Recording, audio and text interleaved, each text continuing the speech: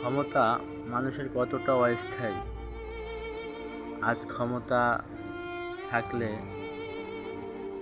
চারপাশে লোকজনের অভাব থাকে না, আর ক্ষমতা ছাড়ার 1 মিনিট না পেরোতেই ব্যাগ দেওয়ার মতো লোক থাকে না,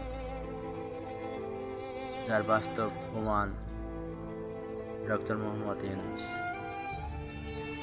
যে ক্ষমতা ছাড়ার পরে ব্যাগ দেওয়ার মতো একটা লোক ছিল না।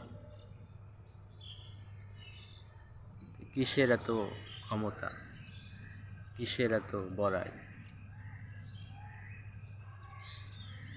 ছাড়ার পরেই আর কেউই খবর নেয় না। ক্ষমতা ছাড়ার পরে কেউই আর পাশে থাকে না।